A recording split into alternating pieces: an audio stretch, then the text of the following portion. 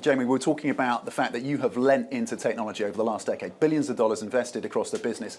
When it comes to AI, which parts of the JPMorgan business are going to be most transformed by AI? Yeah, so we've been doing AI since 2012. So people think it's like a new thing. Gen AI is kind of new, but not all of AI. We have 2,000 people doing it. Spend $2 billion a year on it. It affects everything: risk, fraud, marketing, idea generation, customer service, and it's kind of the tip of the iceberg. And so we're deploying it. Every time we meet as a business, we ask, what are you doing in AI? What are you doing to serve your people? Why can you do better? What is somebody else doing? So we're freely deploying it and safely. We have a lot of rules and regulations in place for our own data and how we use it, et cetera. Is it having a material impact on revenues for JPMorgan? If not now, then when? So we have shown that for $2 billion of expense, we have about $2 billion of benefit. Some we actually can do real detail. We did this, we reduced headcount, we saved this time and money, we reduced errors. Some you can't. It's just improved service, something like that. It's like almost worthless to say what's the NPV, but we know about $2 billion of actual cost saves. And like I said, I think it's the tip of the iceberg. We're getting better and better at it. We know how to do it. As the managers learn how to do it, they're asking more questions. Why can't it do X and why can't it do Y? And then I don't have my phone here, but we have a suite, an LLM suite on internal data to do research and summarize reports and scan contracts and do things like that. 150,000 people a week use it. So it's quite productive. More and more of your employees are using the agentic AI across JPMorgan. Our own LLM, and agentic is just starting. But that will be deployed over time too. But it's also being used for coding. I mean, it's being used quite broadly now, and like I said, part of it is getting your mind working around how you're going to use this thing, and so our managers and leaders have to do it. If you look out 5 years, are there more jobs in banking as a result of AI or fewer? I think people shouldn't put their head in the sand. It is going to affect jobs. So think of every application, every service you do, you'll be using AI. Some to enhance it. Some of it'll be you doing the same job. You're doing a better job at it. There will be jobs that it eliminates. But you're better off being way ahead of the curve and retraining people. So we retrain and redeploy a lot of people. So for JPMorgan, if we're successful, we'll have more jobs. But there'll probably be less jobs in certain functions. When you look at the spend on AI, infrastructure, chips, OpenAI, it's not making a profit. Loss-making, deals of about $1 trillion this year. The hyperscalers, the spend there. What is your reaction when you see those numbers crossing? Are you comfortable with that kind of spend on the infrastructure around AI? It's a lot. I'm not sure it's all ever going to be totally spent. I think when you look at big tech, like tech that happens like this, and you go look at cars, you look at television, you look at internet, big money's got spent. There were a lot of losers, a lot of winners. In total, it was productive. So take the internet bubble. Remember that blew up, and the amount of people. You and I could probably name 100 companies that were worth $50 billion and disappeared. But out of it came Facebook, YouTube, Google.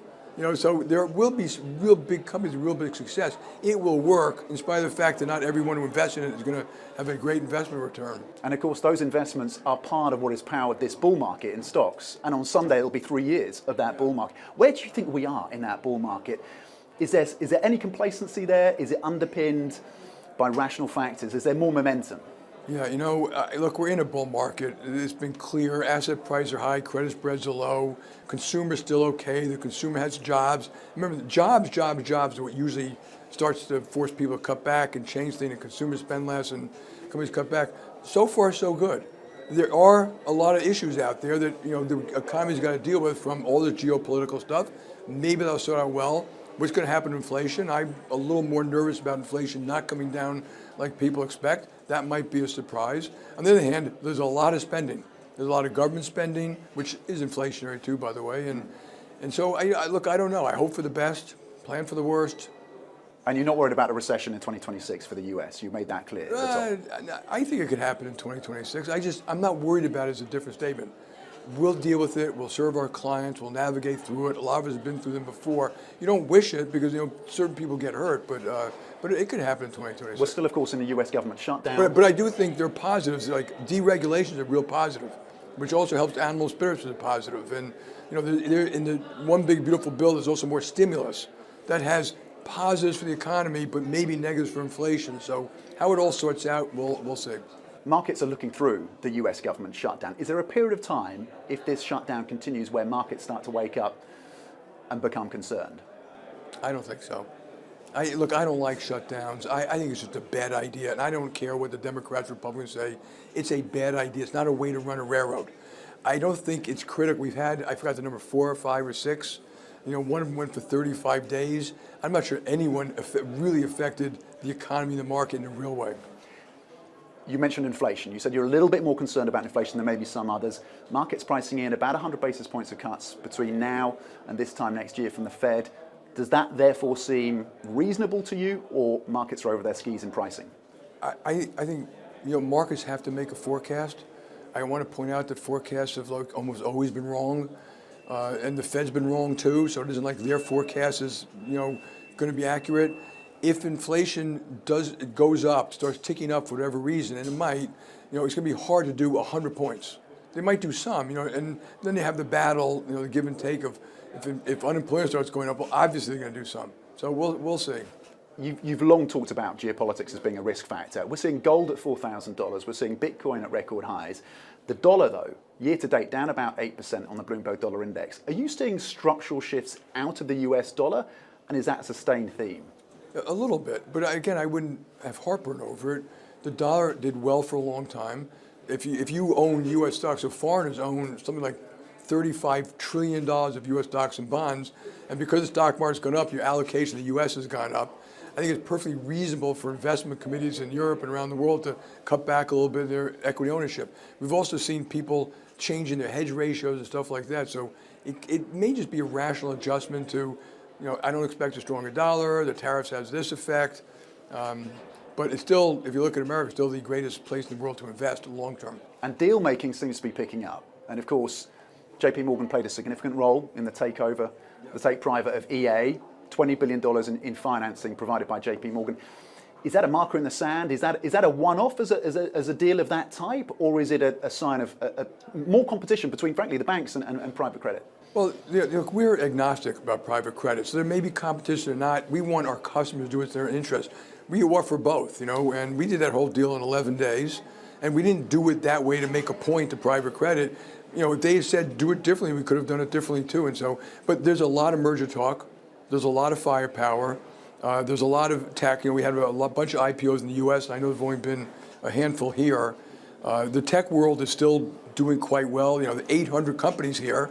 I think it was 400 last year. We have 500 bankers coming the innovation economy globally around the world, including we've added like 50 alone here. So, look, I'm a long-term optimist. I do think asset prices are high, credit spreads are low, and you should take that in consideration how you think about the future. When we talk about credit and you talk about debt, I'm thinking of some data, in fact, that JPMorgan put out on auto loans. Biggest losses in the most recent months, I think since March of 2020. Is that idiosyncratic to auto loans in the US, or are you seeing other weak links being stressed? I think there were 1 or 2 frauds, which I won't go through, but in general, consumer credit was so good, it's basically most of that's just normalizing for both credit card.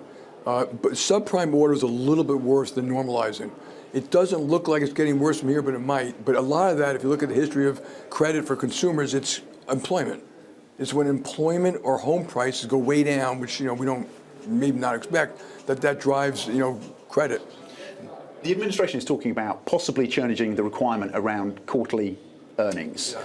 And you've talked about this, you've written about this with Warren Buffett around the guidance part of earnings and quarterly guidance. Would you welcome a change like that? And would it mean a change at JPMorgan in terms of how often you update I would investors? welcome it. We still probably update investors quarterly with much less stuff, and we just be very transparent.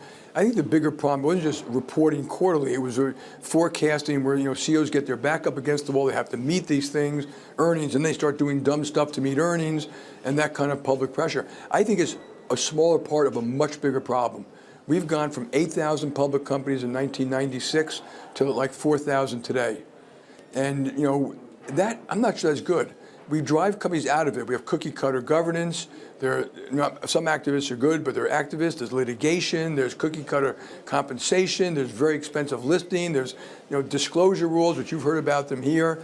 I mean, endless rules, and that it makes it hard for a small company to go public. So I think, and they're trying to do that here, have an active small company going public. That's what we all need. And they create an equity culture, which Rachel Reeves was trying to do here. And I think they're doing a good job reducing regulations, trying to make it easier to do business, and reducing regulation in banks, but also in business in general. You want an active market, and we've kind of crushed it. And because the research laws and MiFID and disclosure requirements. So if I was a regulator, I would take a step back and look at the whole system and say, how can we improve it and make it safer? And look at it holistically as opposed to, just everything's like a one-off conversation. I need to talk to you about some other changes that the Trump administration has taken. You are a champion of capitalism and free market capitalism. Yeah. So when you see stakes taken by the administration, or the US government, let's put it that way, in terms of Intel, golden share for US steel, investments in a lithium mine producer, how does that sit with you? Yeah. So the first thing is there are legitimate complaints around trade. So just take that first. Some are around just unfair trade. It's unfair to use, it's not just tariffs, it's surpluses, it's capital, it's quotas, it's just, it's the non-tariff barriers. And then there's national security related. So I think in national security, you have to take some special thing. I call it industrial policy, but it's got to be done right. It's got to come with permitting, no virtual signaling. And so like the deal that was done for MP, I thought they did a very smart thing. They're giving MP, which we were part of banking, does rare earths magnets, because they're going to have a long-term contract with the government, it gives them a chance to survive, to get through it. They call it the valley of death. And they bought a piece that going to do that. So I thought that was really well done. I'm not going to comment all of them. I think you have to be very careful when you get involved in that kind of stuff. Why are you doing it? What's the long-term benefit? And then, of course, if Democrats get in power, they're going to do even more of it. So I would be very cautious about how you go about that. I do think they need to do more. You cannot do certain things in the United States. You think a company's going to do it, they'll be bankrupt in 7 months. They either need free land, cheaper financing, and maybe the most important thing is long-term purchase agreements with defense or companies or something that gives them a real chance to build a business. You touched on the fact, look, we're here in the UK. The Chancellor was here. She addressed the summit. She addressed the conference. She's making those changes. Is the UK doing enough? There are going to be potentially some changes when it comes to listings. They may be announced in their budget in November. Is enough being done to make the UK, to make London an attractive listing destination again? Well, first of all, something here, it's a wonderful city. It's a melting pot. The brain power is extraordinary. And I'm talking about not just financial, but lawyers and technology, media. It's unbelievable. It's a huge benefit to UK, though I'm not sure the rest of the UK appreciates that much.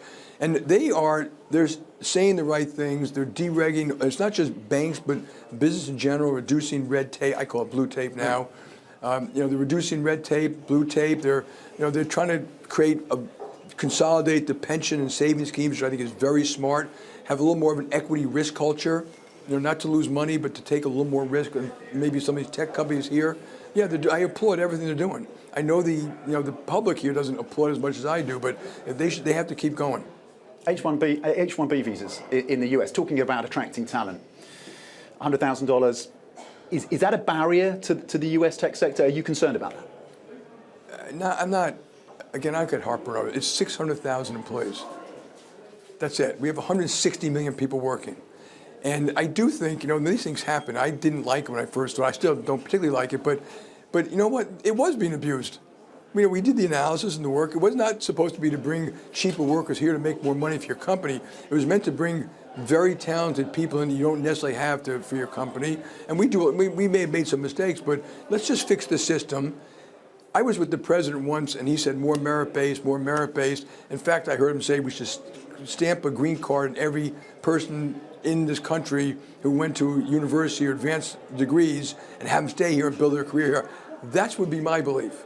I want them to go back to that, not make it harder to be or make it easier for real merit-based. You speak to the president every week? No. Okay. I've spoken to him a couple of times. Jamie Dimon, Chairman, CEO, JPMorgan, thank you very much indeed. Really appreciate it.